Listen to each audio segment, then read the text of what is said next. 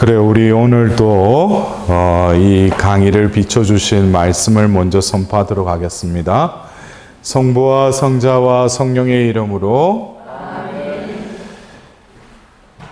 에베소서 4장 17절에서 22절의 말씀입니다. 나는 주님 안에서 분명하게 말합니다. 여러분은 더 이상 헛된 마음을 가지고 살아가는 다른 민족들처럼 살아가지 마십시오. 그들 안에 자리 잡은 무지와 완고한 마음 때문에 그들은 정신이 어두워져 있고 하느님의 생명에서 멀어져 있습니다.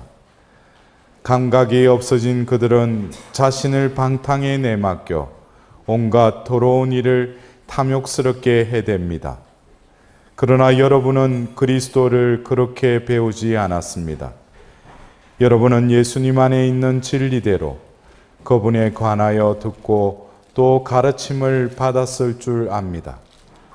곧 지난날의 생활 방식에 젖어 사람을 속이는 욕망으로 멸망해 가는 옛 인간을 벗어버리고.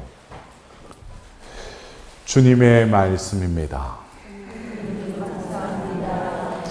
주님, 또 이 시간 당신께서 마련하신 이 자리에 당신의 자녀들을 불러 모으셨으니 이 자리에서 선포되는 그 말씀이 온전히 그들의 마음의 밭에 안착될 수 있도록 당신의 영을 보내주십시오. 또한 그 영이 진정 생명의 말씀으로 그들의 마음 속에 잉태될 수 있도록 특별히 성모님을 통하여 예수님께 봉헌하려는 이들을 위해서 어머니신 마리아께서도 특별히 저희들을 위하여 빌어주십시오. 불가능을 가능케 하시는 하느님의 권능이 이 준비 기간 동안 저희들 각자 안에서 이루어질 수 있도록 저희들을 온전히 어머니 당신을 통해서 봉헌할 수 있도록 저희들을 위하여 빌어주소서.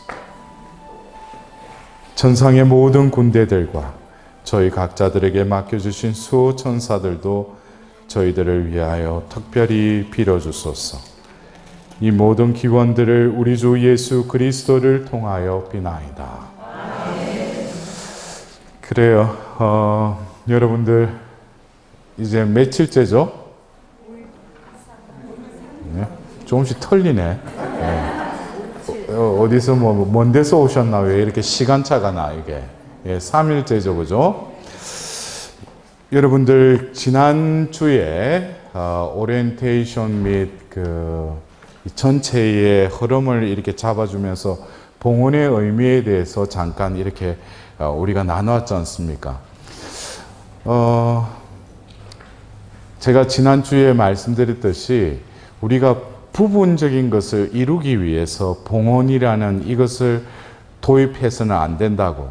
이번 이 봉헌 준비 때는 제대로 우리가 봉헌하려면 내 존재 자체를 그냥 하나님께 드리라는 거예요. 그런데 그 과정이 우리가 쉽게 생각으로는 하나님께 봉헌해야 되겠다. 저 자신도 그렇고 여기 우리 수녀님도 있지만 봉헌 생활을 하지만 어떤 때는 그래요. 수도자들 이렇게 그 고백을 이렇게 듣다 보면은 결국에 hun화를 하는 데 있어서 결국에는 죄를 지은 이유가 뭐예요? 죄를 지은 이유가 자기 자신이 존재하기 때문에 죄를 짓는 거예요. 그러면은 수도 생활이라는 봉헌 생활을 하는 수도자에게 있어서는 뭐예요? 그런 죄를 지을 때 빨리 어떻게 해야 되겠어요? 다시금 내가 지금 봉헌 생활을 하고 있지. 그러면은 그 죄와 결탁될 근본적인 것은 결국 뭐예요? 나라는 존재라는 거죠. 그래서 우리가 조금 전에 제가 시작 그 말씀 중에도 우리가 인간이면 인간이지. 바오로 사도는 또 옛 인간을 또 언급을 해요. 옛 인간. 옛 인간에 대비되는 개념이 뭐겠어요? 새 인간이죠. 예? 그러면은 뭐 새 인간이 있고 옛 인간이 있고 그러면은 뭐 내가 그 새 인간이 되면 내 외모가 완전히 바뀌어지는가? 그건 아니라는 거 아시죠?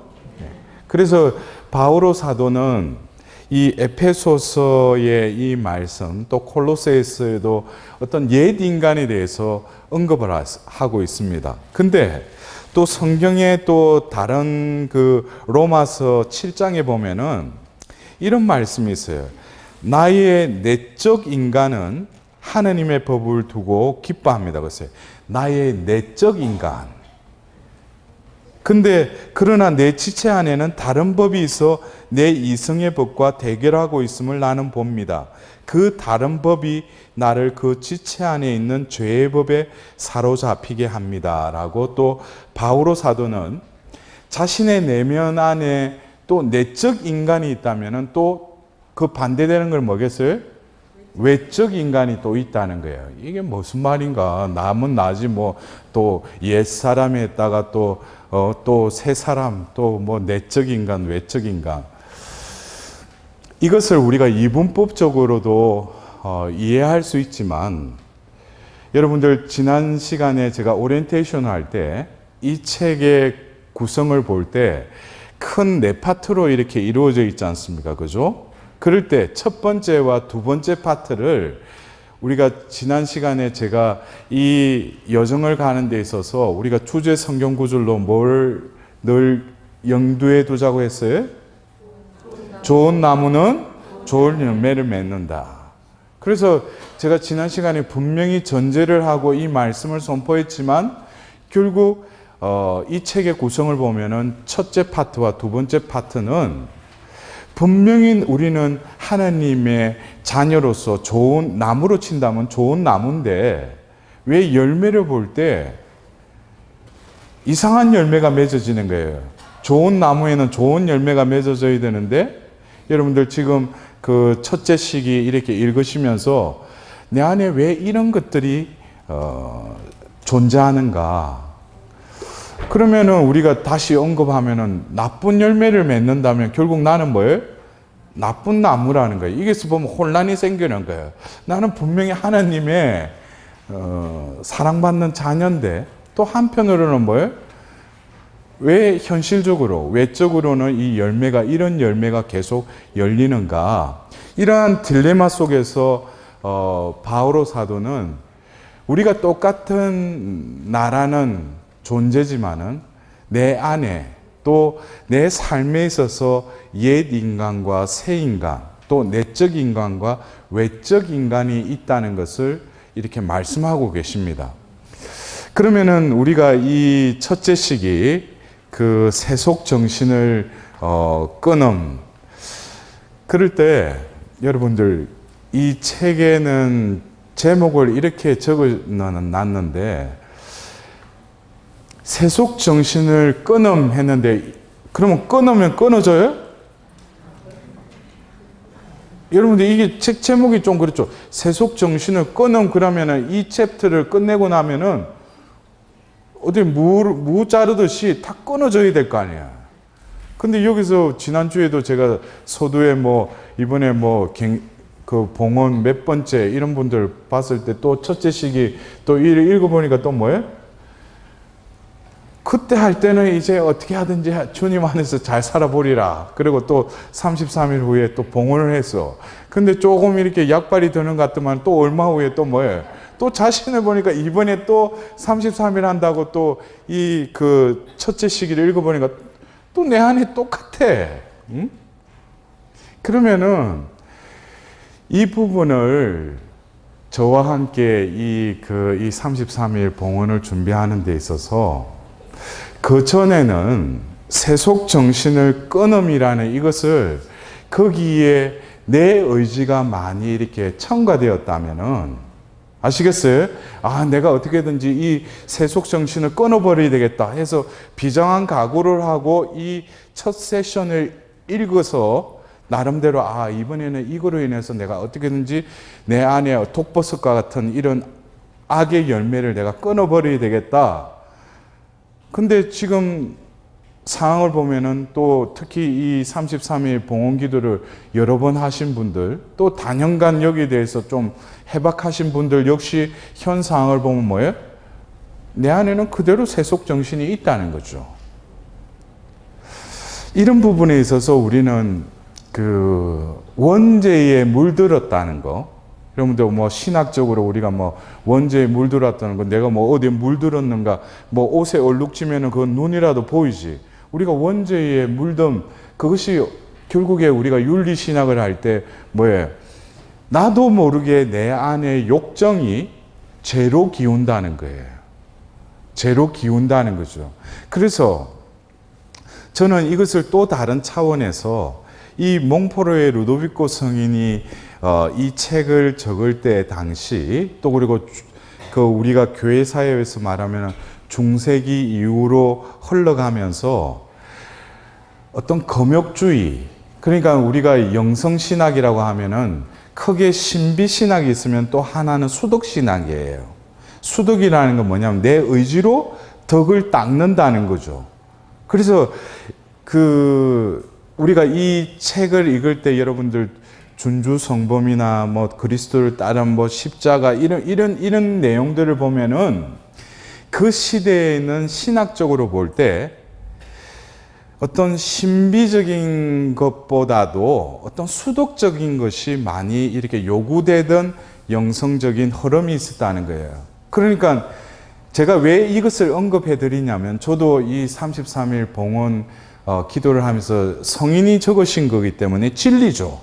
교회가 어떤 한 인간을 성인으로 이렇게 그 시성을 하면은 그가 남긴 모든 것은 교회에서 인정을 한다는 거예요. 근데 제가 성인의 어떤 그것을 제가 반대하는 것이 아니라, 우리가 그렇잖아요.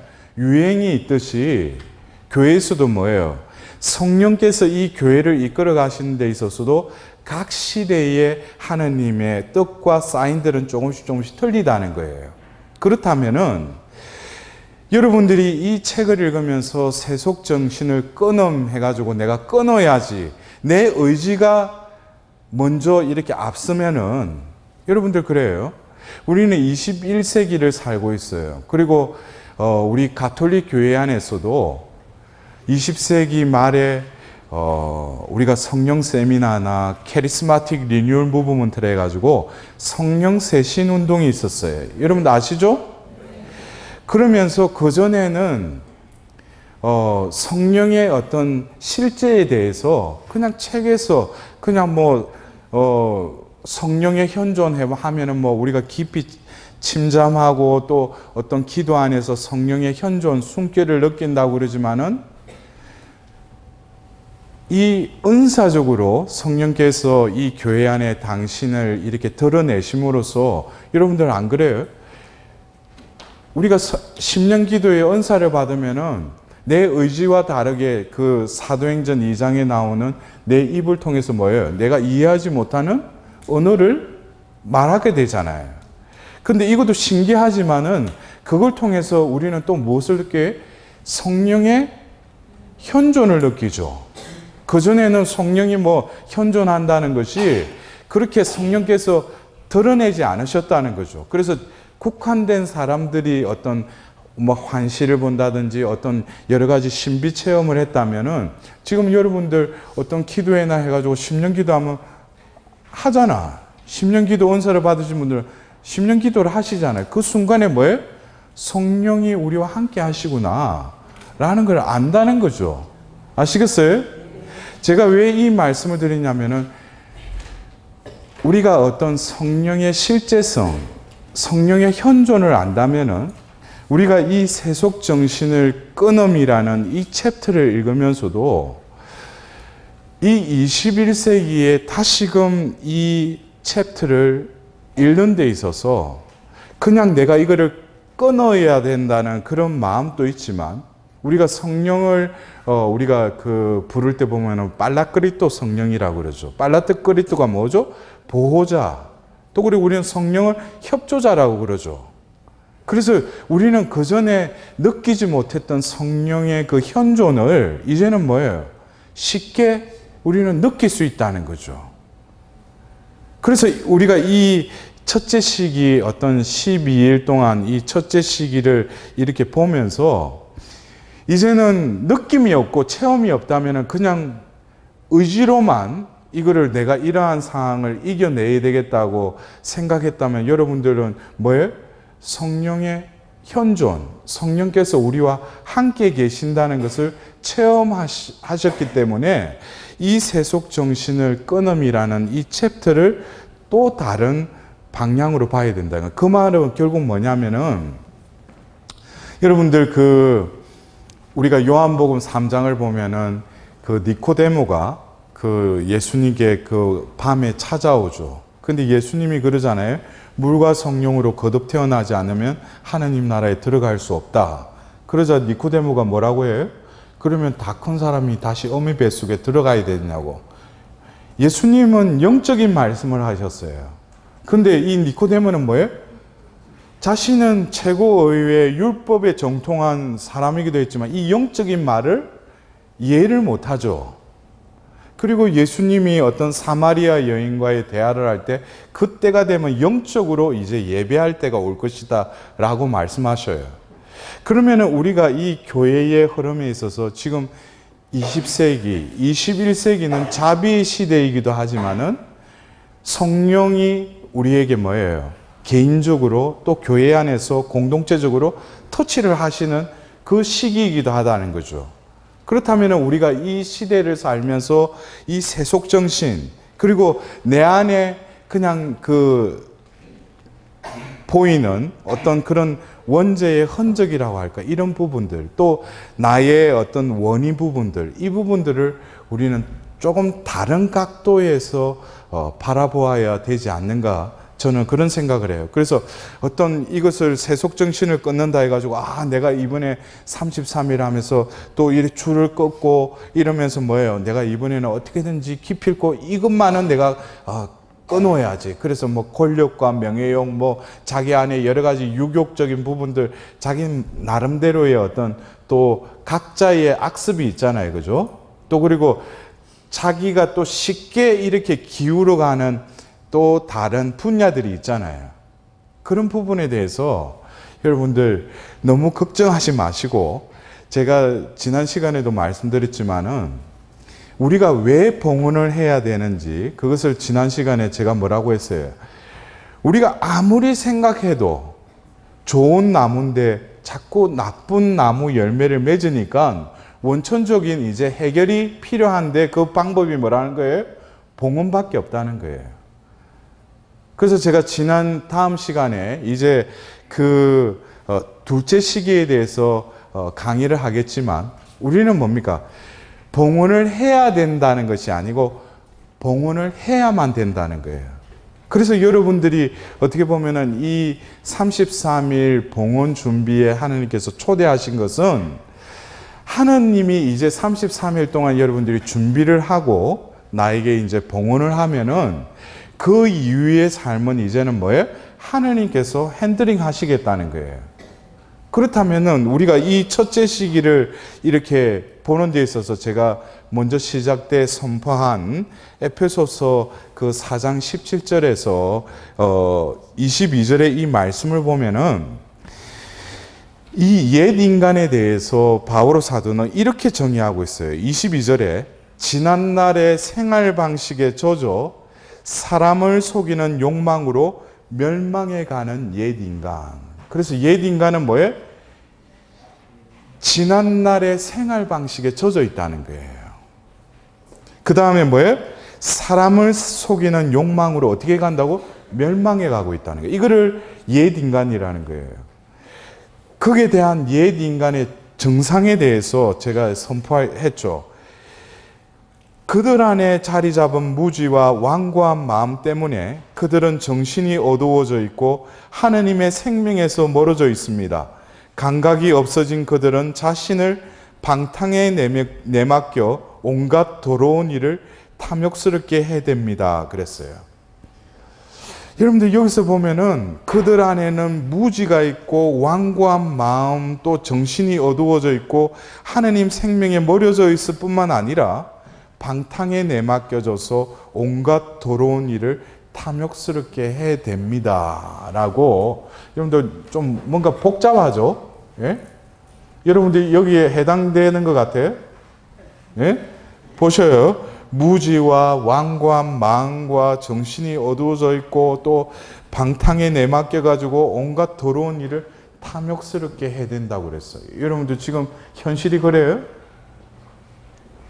어때요? 자기 자신을 볼 때 지금 그 에페소서 4장에 하는 이 말씀이 내 안에 그 내면의 어떤 그런 상황인 것 같아요? 하느님 빛이 만일에 우리 그 이 자리에 내 안에 비춰진다면은 이러한 상황들이 내 안에서 지금 일어나고 있어요? 솔직히 이야기하자고. 일어나고 있어요? 그 말 그대로 2000년 전 바오로 사도가 그 말씀하신 이 옛 인간의 실상, 예? 나는 하느님 앞에서 매일 미사 참여하고 또 성사생활도 성경 말씀도 읽고 내 나름대로 여러 가지 기도 생활도 하는데 왜 내 안에는 이런 것으로 가득 차 있는가? 그것에 대해서 좀 세분화해서 뭐예요? 12일 동안 이 책이 어떤 그 챕터 속에 그것이 구성되어 있다는 거예요. 그러나 그것을 읽고 우리가 참담해 할 필요가 없어요. 제가 지난 시간에도 말씀드렸듯이 그 바오로 사도 역시 뭐예요? 나는 과연 뭐라고 했어요? 비참한 인간입니다. 이거 참 큰 위로예요. 저한테도. 예? 비참하다는 같이 뭐예요? 다들 비참하다는 거죠. 근데 여러분들 우리가 이 책을 읽음으로써 깨달아야 할 것은 내가 이러한 상황이니까 실망하고 주저앉아서 한탄할 게 아니고 이러한 실상을 어떻게 해요? 이제는 직면해야죠. 그리고 뭐예요? 인정해야죠. 이런 과정 속에서 우리는 뭡니까? 이제는 그 삶에 있어서 생활에 있어서 원인은 이러한 결과물이 아니라 우리가 다음 시기, 그 둘째 시기에 나를 다시금 바라볼 때 어떤 해결책이 생길 수 있다는 거죠. 그러면은 우리가 이 첫째 시기에 저는 여러분들 그 두 개의 어떤 진영이 있잖아요. 그 두 개의 진영은 그 이나시오 영신수련에도 그 초반부에 그 어떤 양 진영에 대해서 이렇게 묵상하는 시기가 있어요. 근데 저는 그것을 이렇게 묵상하면서 이렇게 바라보면서 야, 그 말 그대로 하느님 나라의 예수님 깃발은 세멘트 보드에 하나 이렇게 걸어놓고 사탄의 어떤 그 깃발은 아주 어리어리한 금태로 해가지고 금도금을 해가지고 깃발이 이렇게 휘날리는 거 그런 광경을 제가 기도 중에 이렇게 봤어요. 그리고 그쪽으로 이렇게 몰려오는 이들보다는 그 사탄의 진영의 그 어리어리한 그 깃발로 많은 이들이 몰려가는 또 그런 모습을 이렇게 기도 중에 보았습니다. 이런 모습을 볼 때 예수님의 그 말씀 중에 좁은 문이라는 거, 여러분들 좁은 문으로 들어가도록 예수님 뭐라고 했어요? 힘쓰라 그랬죠. 그러면 넓은 문으로 많은 이들이 그리로 간다고 그랬어요. 그렇다면은 우리가 이 첫째 시기에 이 챕터들을 읽어가면서 우리는 먼저 내가 하느님 안에서 그래도 잘 살아간다. 내가 이 정도면은 하느님 보실 때 내가 대견스러워하지 않으실까. 근데 우리가 이 첫 번째 시기를 통해서 우리가 얻는다기보다도 하느님의 비단에서 우리가 이루어야 될 것은 바로 뭡니까? 이번 특별히 이 자비의 희년을 지내면서 우리가 곳곳에서 이 렘브란트의 그 잃어버린 탕자 그 그림이 많이 붙어 있었잖아요. 그죠? 근데 그 탕자의 그 모습을 한번 보셔요. 그 탕자 그 신발 봐봐. 깨재재 해가지고 몸도 뭐예요? 보면은 얼마 식지도 않아가지고 깨재재한 그 모습이 렘브란트가 그 탕자의 그림을 그려놨잖아요. 그죠?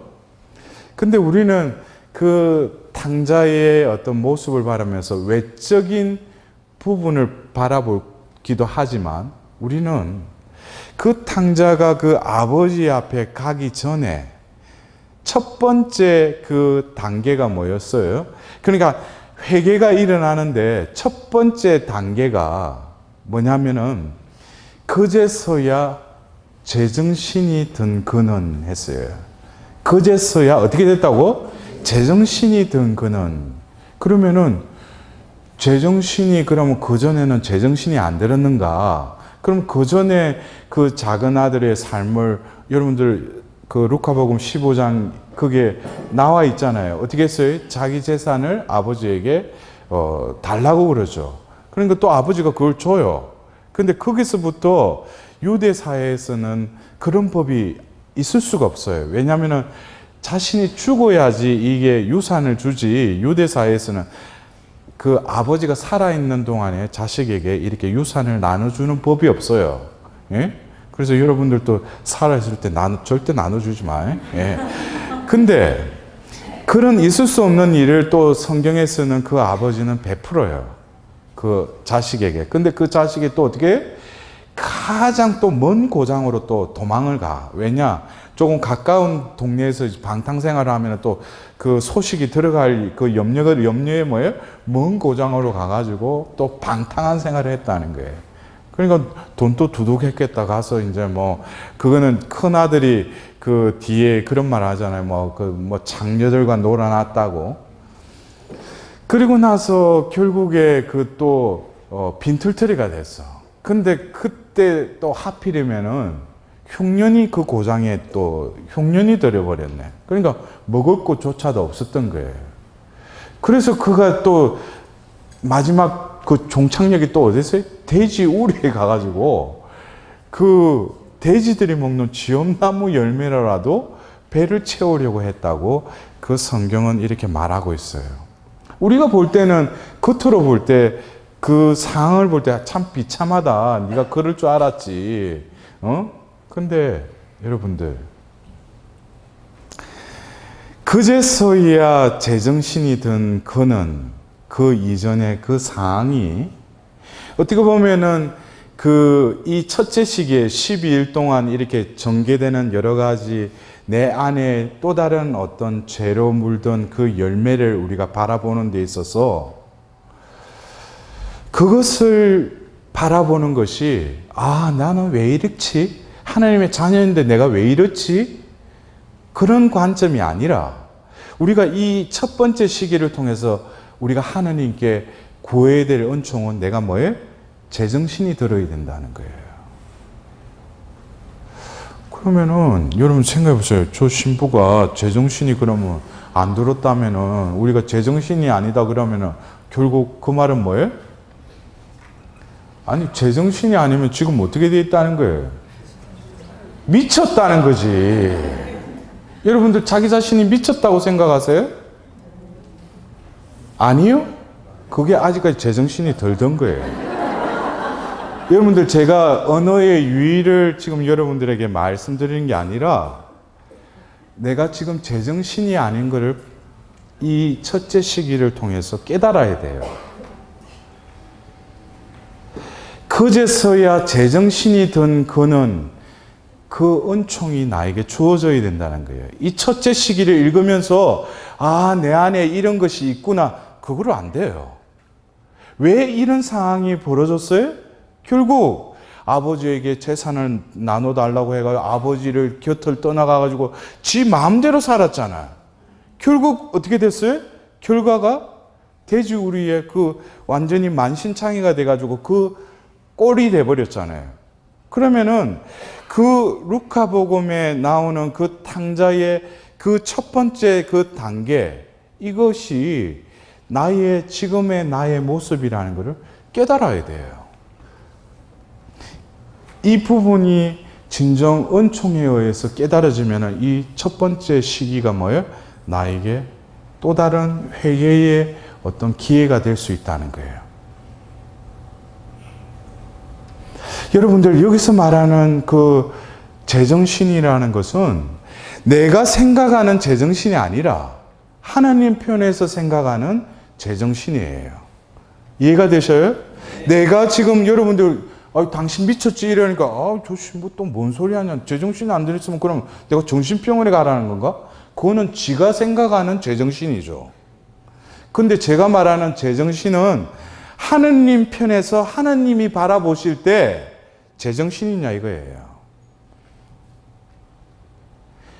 하나님 보실 때 너 제정신이 들었구나, 이거는 뭐겠어요? 하나님 뜻을 내 뜻보다도 더 우선적으로 여기고 그 뜻대로 살아가려고 노력할 때 뭐예요? 하나님 보실 때 저놈이 제정신 들었구나. 근데 지금 나의 상태가 어떻게? 왜 이 첫째 시기에 이런 결과물이 왜 나왔어요? 내 뜻대로 살았잖아. 내 원인을 채우려고 그래 살았잖아요. 하나님 역시 뭐예요? 이 생을 살면서 내가 잘 살기 위해서 하나님 보고 뭐예요? 또 다른 알라딘 램프처럼 필요할 때 내가 배부르고 똥 따시면 뭐예요? 하나님 안 찾아요. 근데 뭐예요? 좀 뭔가 필요하니까 뭐예요? 반찬값 좀 아껴가 미사예물 내잖아. 내한테 뭔가 궁하다는 거죠. 이게 모든 게 뭐예요? 내 중심이라는 거예요. 여기서는 뭡니까? 우리가 제정신이 들었다. 하나님 편에서 볼 때 너는 제정신이 아니다. 이것은 또 한편으로 보면은 내 신앙이 뭐예요? 아직까지 어린아이와 같이 미성숙하다는 거예요. 여러분들 어린아이가 응행하면은 엄마가 젖을 먹이고 좀 더 커도 뭐예요? 미성년자일 때는 부모의 보호 아래 있어야 되죠. 근데 성인이 되면 어떻게 돼요? 이제 시근이 들고 철이 들면은 부모의 마음을 좀 헤아릴 줄 알아야 된다는 거예요. 매번 뭐예요? 달라고만 하고 자기 위주로 뭐예요? 하나님께 구하는 거. 이것은 어떤 면에서 구하라 청하라 두드리라 했지만은 우리가 신앙적으로 성장해 나가면은 구하고 청하는 게 무조건 자기 필요한 거 구하고 청하는 게 그게 구하고 청하는 게 아니에요. 우리가 진정 청해야 될 건 뭐예요? 내가 비록 이럴지라도 뭐예요? 하나님, 눈에 보이는 것을 청하는 것이 아니라 뭐예요? 더 깊은 것, 나에게 더 필요한 것을 하나님께 청하는 거예요.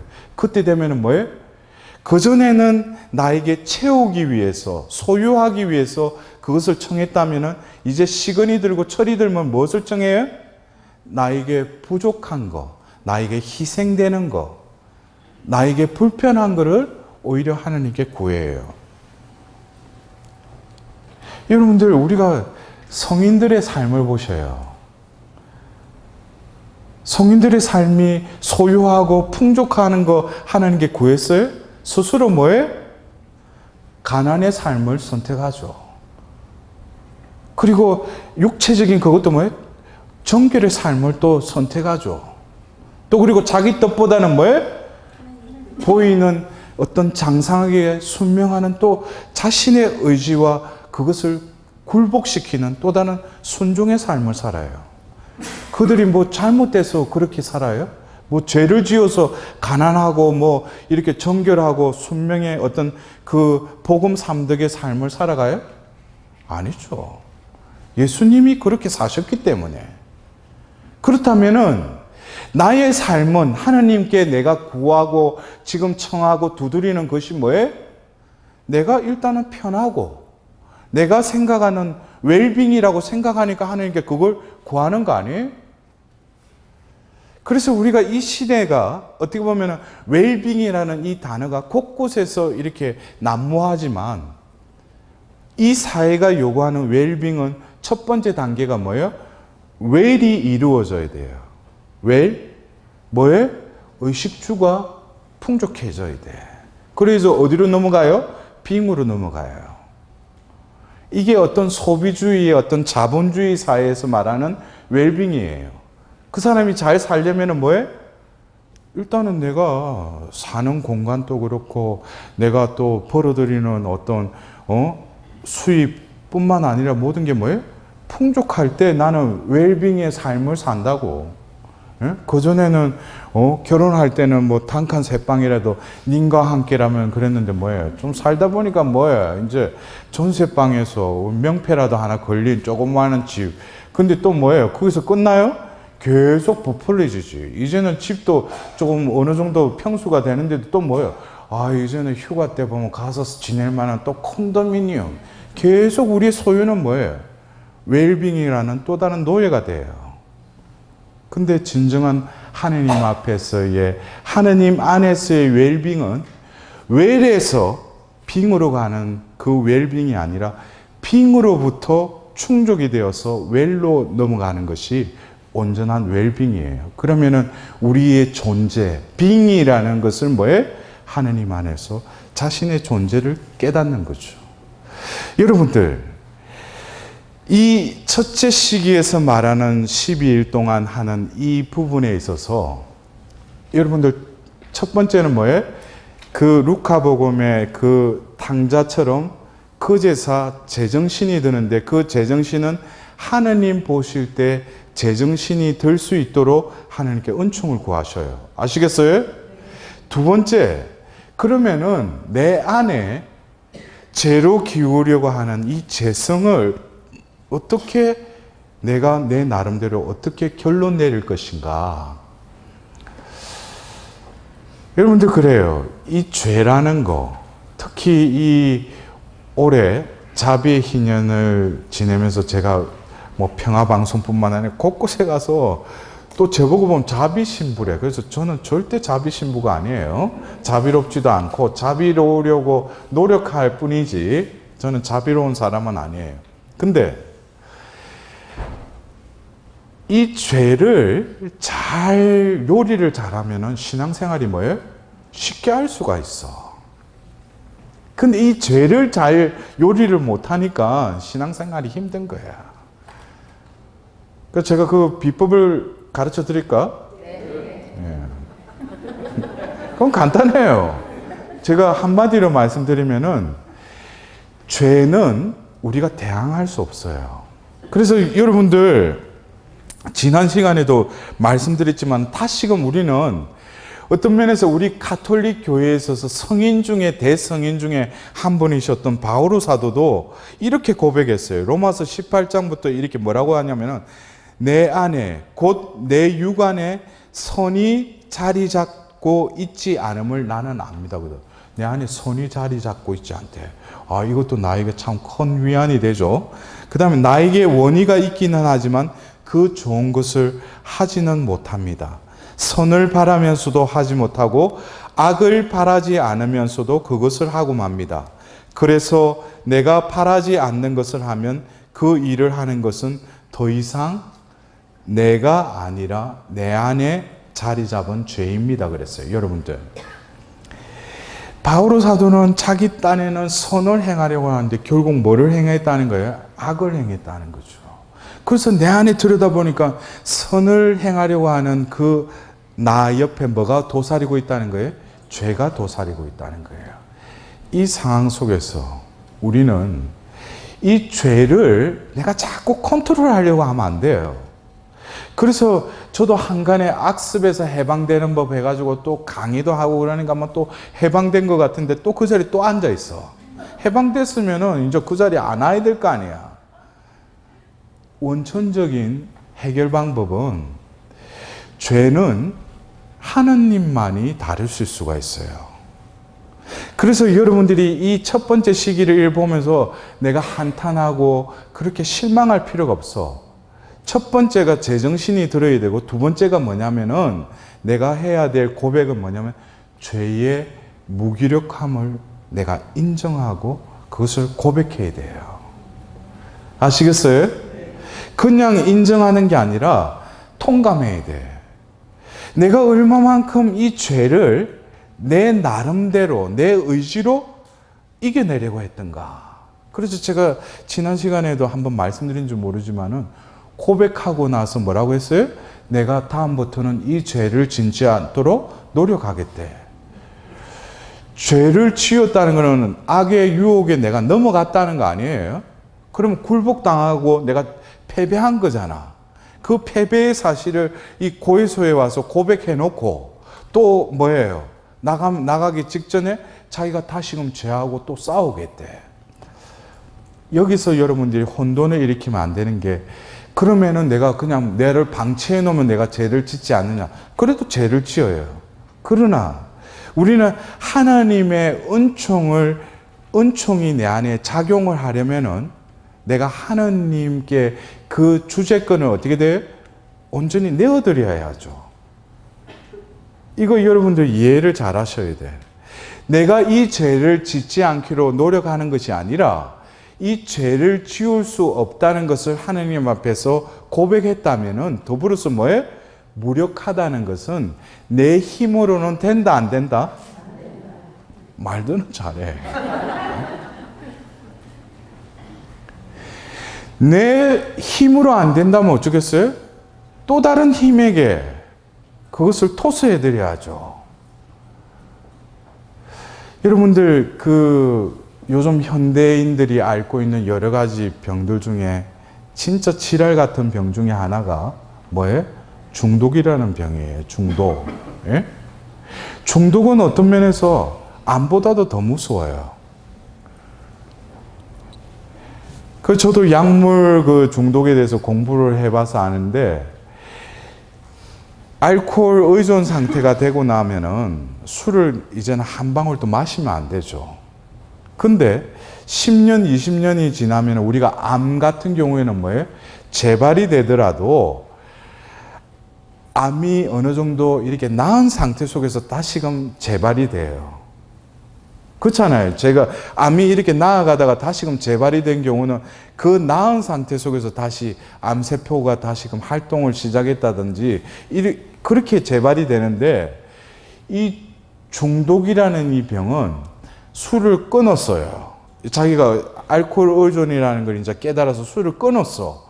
근데 10년 지나고 20년 지나가지고 자기 딸이 결혼식 하는데 패백주를 한 잔 들이켰네. 그날은 기분이 좋아가지고. 왜냐면 20년 동안 술을 안 마셨으니까 자기 딴에도 기특한 거야. 근데 딸이 결혼식 하는데.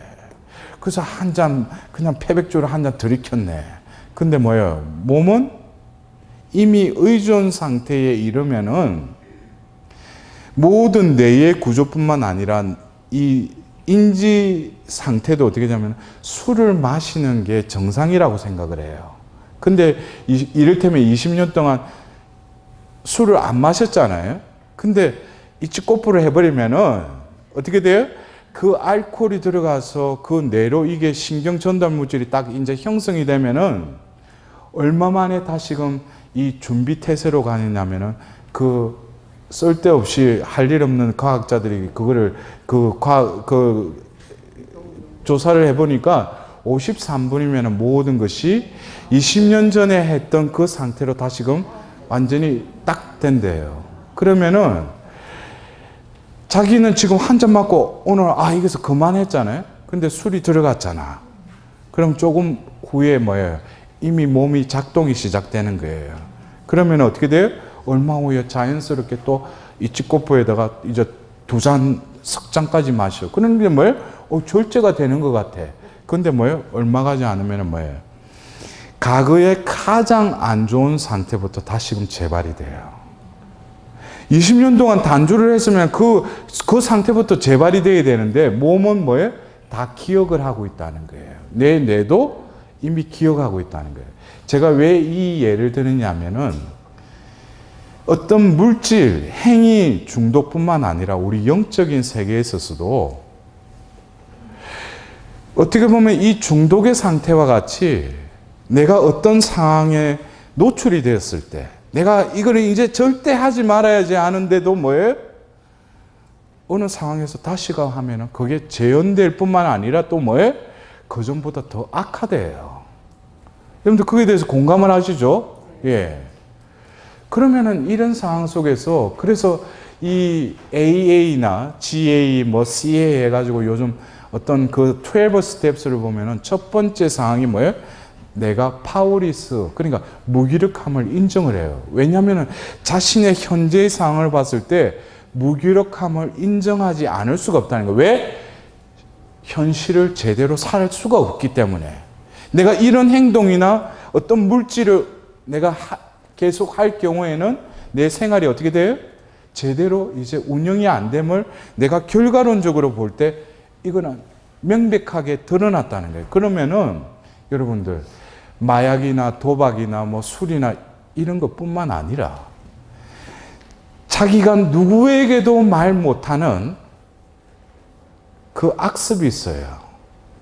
그 악습으로 내가 얼마만큼 많은 피정도 다니고 카운셀링도 하고 했는데도 안 돼. 누구에게 말 못하는 수치스럽고 부끄러운 게 있어. 근데 이것을 계속 내 마음 안에 담고 해결책은 없어. 그러면은 첫 번째 뭐예요? 제가 말씀드렸죠. 죄의 어떻게라고? 영적인 세계에서는 내가 어떤 중독에 빠진 것은 죄의 포로가 된 거예요. 그래서 어딕션이라는 원래 라틴어의 의미는 노예로 잡혀간 상태라는 그 원어의 의미가 있어요. 그렇다면 우리가 악습이라는 건 역시 뭐예요? 내가 그 부분에 있어서는 이미 뭐예요? 악의 포로가 돼버렸다는 거예요. 그러면은 악의 옛날에 여러분들 노예 보세요. 노예 일단 뭐예요? 족쇄를 채우죠. 그리고 자유가 있어요? 자유가 없죠. 주인이 시키는 대로 그냥 할 뿐이죠. 그것처럼 우리 각자도 뭐예요? 어떤 부분에 대해서 내가 무력을 재물에 대한 집착을 안 해야지. 그게 없어져요? 안 없어지지. 그것은 여러 가지 원인이 있어요. 누구보다도 내가 유별나게 어떤 재물에 대해서 집착하는 거. 그거 내가 고치려 해도 고쳐져요? 안 고치지죠. 마인드 컨트롤 해도 그것도 한순간이죠. 우리가 이 첫 번째 시기에 이 챕터를 읽으면서 나만의 고유한 어떤 악에 이르는 어떤 사슬이라고 할까. 보이지 않는 족쇄와도 같은 것은 본인이 알 수 있어요? 없어요? 글자 모르셔? 예. 알잖아. 자기만의 그 악의 그 족쇄와도 같은 거. 이거를 그냥 내가 이거를 이겨버리라고 이제 그런 수고하지 마시고 이번 이 첫째 시기를 통해서 어떻게 돼요? 다시금 첫 번째가 뭐예요? 내가 제정신이 들어야 된다는 거. 이 제정신은 뭐라는 거예요? 내가 생각하는 제정신이 아니라 하나님 보실 때 제정신이 들어야 된다는 거예요. 두 번째, 내가 이 수년 동안, 수십 년 동안 함께 있던 이 죄의 족쇄를 벗어버리기 위해서는 더 이상 이 죄의 사슬을 거머쥐지 말라는 거예요. 그렇다면 뭐예요? 죄의 무기력함을 또한 인정할 줄 알아야 돼. 그래서 이 파워리스라는 이 AA에서 말하는 1단계의 이 파워라는 이 P는 소문자로 쓰여져요. 근데 이 술을 끊기 위해서, 도박을 끊기 위해서 수년 동안 자기가 끊으려고 안 됐던 거를 첫 번째 단계 뭐예요? 내가 파워리스하다는 걸 고백하는 동시에 2단계에는 뭐냐면 great power, higher power에게 자신을 이렇게 맡겨요. 이것은 자신이 무기력함을 얼마만큼 통감하느냐에 따라서 바운드 되는 것이 더 위대한 힘, 또 다른 힘에게 자신을 이렇게 내어 맡기는 그 과정 속으로 자연스럽게 이어진다는 거예요. 아시겠어요? 이 첫 번째 시기를 통해서 첫 번째 뭡니까? 나라는 존재는 옛 인간이고 외적 인간임을 알아야 돼요. 그렇다면 새 인간이 되고 또 내 내적 인간으로 내가 돌아가기 위해서는 내 의지는 이제 하나님을 초이스해야 되지만 중요한 것은 내 힘으로는 할 수 없다는 거죠. 그것을 이제 둘째 시기로 이렇게 이어가면서 나라는 나무. 그러니까 오늘 제가 말씀드린 건 뭐예요? 제가 이 여정의 대표 구절이 뭐예요? 좋은 나무는 좋은 열매를 맺는다. 근데 그 열매를 이 첫 번째 세션을 통해서 내가 좋은 열매보다는 뭐예요? 나도 모르게 나쁜 열매만 내 안에 가득 차 있고 내 행실은 그런 걸로 드러난다는 거예요. 아시겠어요? 그러면은 이거를 어떻게 할 것인가? 첫 번째, 내가 제정신이 들어야 되고, 두 번째 뭐예요? 죄의 무기력함을 내가 인정해야 된다는 거예요. 그래서 우리가 죄의 무기력함을 인정한다는 것은 또 동전의 양면은 우리가 또 무엇을 구해야 돼요? 하나님의 자비를 구해야 된다는 거예요. 여러분들, 우리가 동전의 양면을 본다면은 바오로 사도가 말씀하신 로마서 5장에 죄가 많은 곳에 은총이 더 풍부합니다라는 그 은총은 바로 하느님의 자비를 말하는 거예요. 하느님은 죄에 허덕이고 있는 우리들을 그냥 내버려 두지 않으셔요. 그래서 심지어 누구를 보내셨어요? 예수님까지 보내셨잖아요. 그렇다면은 우리가 제정신을 들고 죄의 무기력함을 인정했다면은 이제 1단계를 이 첫 번째 세션을 읽으면서 우리는 다시금 하나님께 무엇을 구해야 돼요? 하나님의 자비를 구해야 돼요. 하나님의 자비하심을 구하라는 거죠. 그래서 지금은 뭐 이 책에서는 뭐 자비의 그 5단기도 바치라고는 나오지 않지만 제가 그래서 그런 거예요. 이 책이 쓰여졌던 시대하고 지금 우리가 살고 있는 이 21세기에 있어서 하느님 뭐예요? 자비의 시대다. 자비를 베풀어 주겠다 그런 거예요. 왜냐? 이 정의의 때, 심판의 때를 앞두고 하느님이 뭐예요? 예수님이 등장을 하고 또 교회를 통해서 자비의 특별 희년을 선포하는 게 뭐예요? 지금 이 시기가 그 시기라는 거예요. 그래서 뭐예요?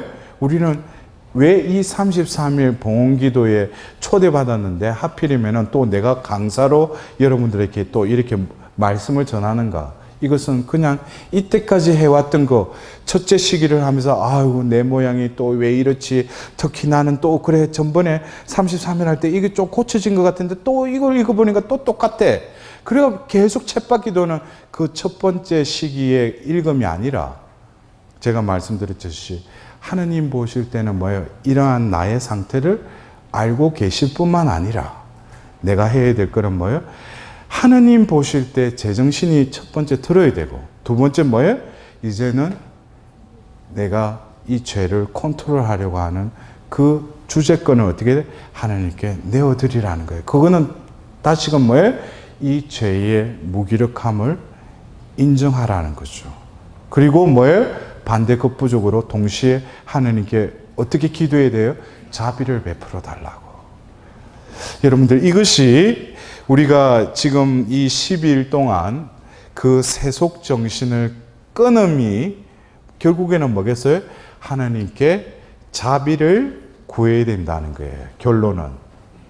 이해가 되셔요? 네. 그러면은 이 12일 동안 어떻게 이 시기를 또 이렇게 나아가야 될지 이제 방향을 좀 잡으셨죠? 그러면은 이제 다음 시기, 이제 두 번째 시기는 결국 이 첫 번째 세션에서는 그 나무 가지에 열려져 있는 열매를 보았다면은 이제 그 두 번째 세션에서는 뭘 봐요?